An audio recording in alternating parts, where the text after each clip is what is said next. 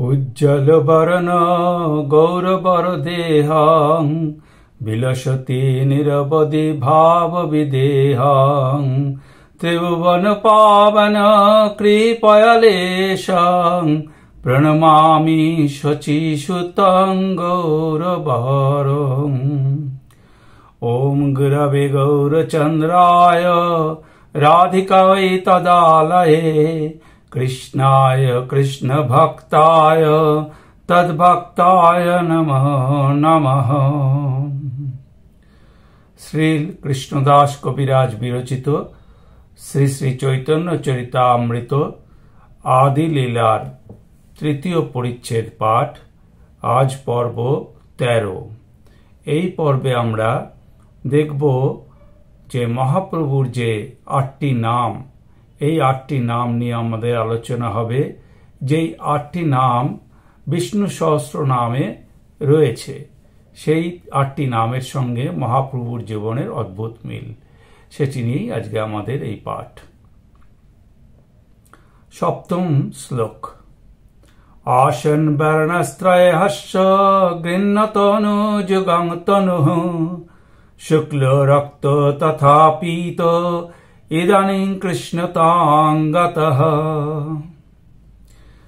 শ্রীকৃষ্ণের নামকরণ সময়ে নন্দ মহারাজকে গর্গাচার্য বললেন, যুগে যুগে তনুগ্রহণকারী তোমার এই পুত্রের শুক্ল, রক্ত এবং পীত এই 3টি বর্ণ হয়েছিল। সম্প্রতি ইনি কৃষ্ণ বর্ণ ধারণ করেছেন। শুক্ল রক্ত পীত বর্ণ এই 3 দ্যুতি সত্য ত্রেতা কলিকালে ধরে শ্রীপতি। শ্রীকৃষ্ণ সত্যযুগে শুক্ল, ত্রেতায় রক্ত এবং বিশেষ এই কলিতে পীত বর্ণ ধারণ করেন।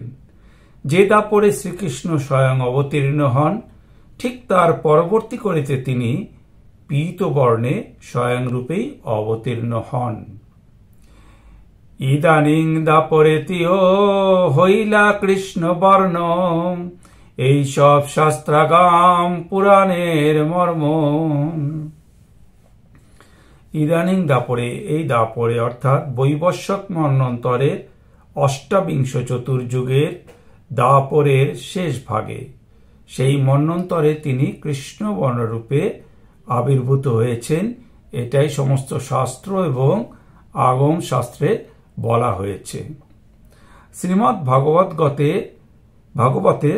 ভাগবতে 11:5-27 যে শ্লোকটি বলা হয়েছে, তাতে কথাটি বলা হয়েছে, দাপরে শ্রী ভগবান শ্যাম পীতবাসা নিজ আয়ুধ শ্রীবৎসাদি অভিরঙ্কশ্চ লক্ষণৈরুপলক্ষিত। দাপর যুগে ভগবান শ্যামবর্ণ ও পীতবসনধারী, নিজের চক্রাদি অস্ত্রধারী, শ্রীবৎসাদি চিহ্ন ধারণ করেছেন তিনি, আর বিভিন্ন শারীরিক চিহ্ন এবং কৌস্তবাদিক বাহ্যিক লক্ষণ দ্বারা তিনি চিহ্নিত হয়ে থাকেন দাপরে।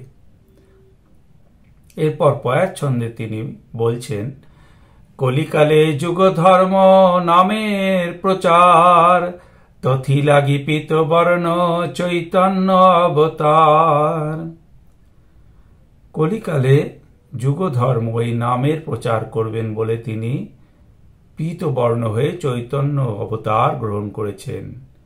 ব্রজ প্রেম দিতে হবে বলে চৈতন্য অবতারে শ্রীকৃষ্ণ পীতবর্ণ ধারণ করেছেন। কারণ দাপর লীলায় প্রেমের মূল ভাণ্ডারের অধিকারিণী হলেন মহাভাব স্বরূপিণী শ্রীমতী রাধিকা। তার ভাব ও কান্তি অঙ্গীকার না করলে ব্রজ প্রেম দান করা যায় না। তাই শ্রীকৃষ্ণ রাধা ভাব কান্তি দুটি সুবলিত হয়ে পীতবর্ণ ধারণ করেছেন। নামের প্রচার, সব কলিযুগেই ধর্ম হচ্ছে নাম প্রচার, কিন্তু এই বিশেষ কলি দাপরে, যে দাপরে শ্রীকৃষ্ণ জন্মগ্রহণ করেন, তার পরের যে বিশেষ কলি, সেই কলিতে নামের সঙ্গে সঙ্গে ব্রজ প্রেমও প্রদত্ত হয়ে থাকে। তপ্ত হেম সমকান্তি প্রকাণ্ড শরীর, নবমেঘ যিনি কণ্ঠ ধ্বনি যে গম্ভীর। তপ্ত হেম সম, উজ্জ্বল সোনাকে পোড়ালে যে উজ্জ্বল স্বর্ণবর্ণ হয় তার মতো সেই কান্তি, তার প্রকাণ্ড শরীর মহাপ্রভুর, এবং তার যে কণ্ঠধ্বনি অতি গম্ভীর। নতুন যে বর্ষাকালের নবমেঘ, তার যে জলদ গম্ভীর কণ্ঠস্বর, যে ধ্বনি, তার থেকেও তার কণ্ঠধ্বনি অতি গম্ভীর। দৈর্ঘ্যে বিস্তারে যেই আপনার হাতে, চারি হস্ত হয় মহাপুরুষ বিখ্যাতে। দৈর্ঘ্য ও বিস্তারে আপনার হাতে চার হস্ত হয় মহাপুরুষ, অর্থাৎ যদি দুপাশে হাতটি ছড়িয়ে দেওয়া যায় তাহলে এক হাতের মধ্যম অঙ্গুলি থেকে অপর হাতের মধ্যম অঙ্গুলি পর্যন্ত যে দৈর্ঘ্য হয় সেটি হয় সাধারণত 3.5 হাত, এবং যে কোনো মানুষের শরীরে এই 3.5 হাত হয়ে থাকে। কিন্তু যিনি মহাপুরুষ তাদের বাহুটি, হস্তটি অনেক বড় হয়, তাই তাদের 4 হাত 4.5 হাত তাদের শরীরের দৈর্ঘ্য হয়, এবং সে কথাই এখানে বলা হয়েছে।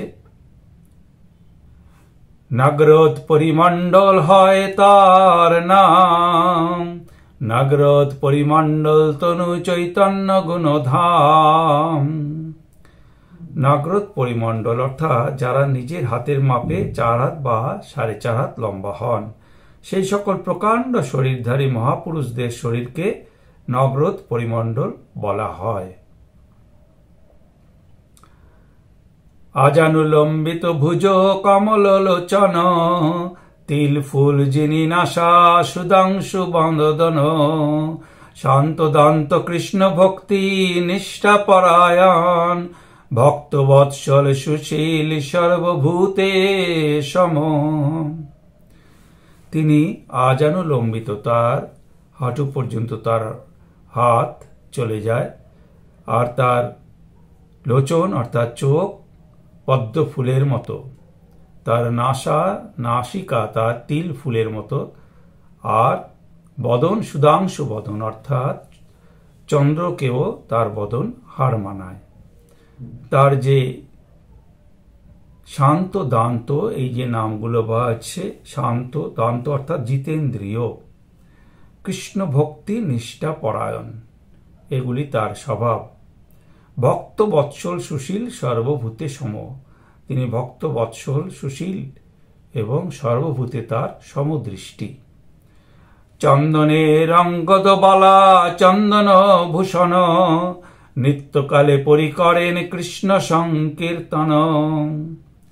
শ্রীকৃষ্ণ সংকীর্তন কালে নৃত্য করবার সময় শ্রী গৌরাঙ্গ বাহুতে ও হাতে চন্দনের অলঙ্কার পরতেন এবং সারা অঙ্গে তিনি চন্দন প্রলেপ সাজাতেন।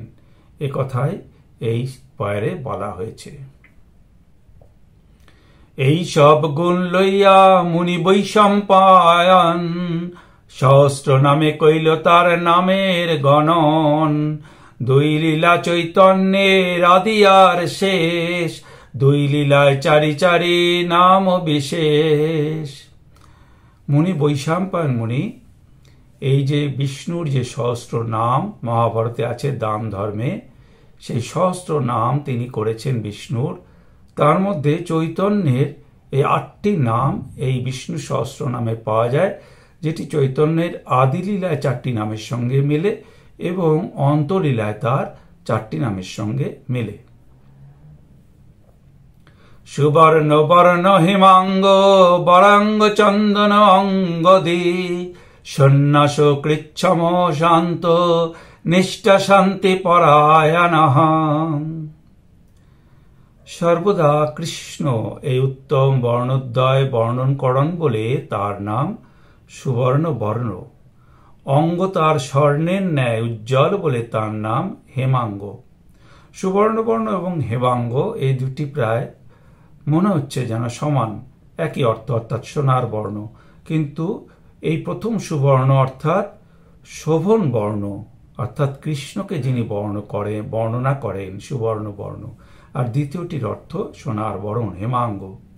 চন্দনের অঙ্গদ বা অলঙ্কার পরেন বলে তার নাম চন্দন অঙ্গদী। সাধারণের অঙ্গ অপেক্ষা তার অঙ্গসমূহ শ্রেষ্ঠ বলে তিনি বরাঙ্গ। সন্ন্যাস গ্রহণ করেছেন বলে তার নাম সন্ন্যাসী। ভগবানের নিষ্ঠাযুক্ত বলে তার নাম সম। স্থির চিত্ত বলে তার নাম শান্ত। কৃষ্ণ ভক্তিতে নিষ্ঠা নিবৃত্ত পরায়ণ বলে তার নাম নিষ্ঠা শান্তি পরায়ণ। অর্থাৎ এই যে শ্লোকটি, যেটি দান ধর্মে বিষ্ণু সহস্রনামে রয়েছেন, এই 8টি গুণ বলা হয়েছে কৃষ্ণের।